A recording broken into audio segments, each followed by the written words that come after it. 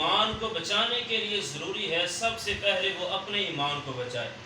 جب اس کا اپنا ایمان قابل قبول ہے تو اگر اس کا اپنا ایمان معتبر ہے تو پھر یہ کسی دوسرے شخص کی رہنمائی کر سکتا ہے، اور اگر اس کے اپنے ہی ایمان میں شکوک و شبہات ہیں، اس کا یقین کامل نہیں ہے،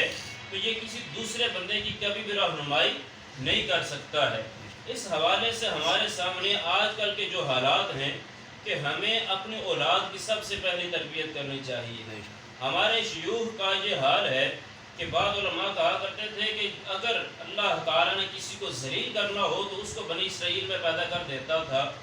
لیکن اگر آج کے زمانے میں کسی کو ذلیل کرنا ہو تو اس کو کئی شیوخ کے گھروں میں پیدا کر دیتا ہے کہ ہمارے شیوخ کی اولادیں دن بہ دن بگڑتی جا رہی ہیں، ان کے عقائد کی کوئی بھی اصلاح نہیں ہے۔ تو ہمیں چاہیے کہ ہم اپنے اولاد کی سب سے پہلے اصلاح کریں اور سب سے پہلے ہم انہیں دیندار بنائیں، اور اپنے عقیدہ اہل سنت و جماعت جو ہمارا عقیدہ حق ہے اس کے سامنے اگر کوئی اپنا رشتہ دار ہو یا بیگانہ ہو، کوئی بھی ہو، تو اس کو کسی بھی صورت میں قبول نہیں کرنا چاہیے۔ حضرت عبداللہ ابن عباس رضی اللہ تعالی عنہما سے پوچھا گیا کہ ایمان کیا چیز ہے، میری گفتگو لمبی ہو رہی ہے، تو آپ نے فرمایا کہ ایمان یہ ہے کہ پوری دنیا وہ کافر ہو چکی ہے اور پوری دنیا تیرے خلاف ہو گئی ہے اور تو اکیلا مومن ہے،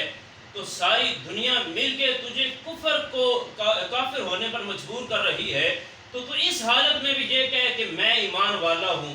میں کسی صورت میں بھی اپنے ایمان سے پھر نہیں سکتا، تو فرمایا وہ بندہ مومن ہے، وہ ایمان والا ہے۔ نبی اکرم نور مجسم شفیع معظم صلی اللہ تعالی علیہ وسلم کے فرامین کا مجموعہ بھی آپ دیکھیں تو اگر کوئی بھی انسان ہے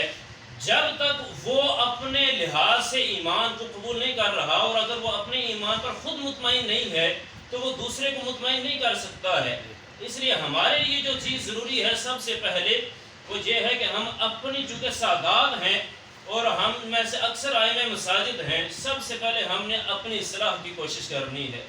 جب اپنی اصلاح ہوگی تو پھر ہم کسی دوسرے کی اصلاح کر سکتے ہیں۔ اللہ تعالیٰ سے دعا ہے کہ اللہ تعالیٰ ہم سب کو اس کے پر عمل کرنے کی توفیق عطا فرمائے۔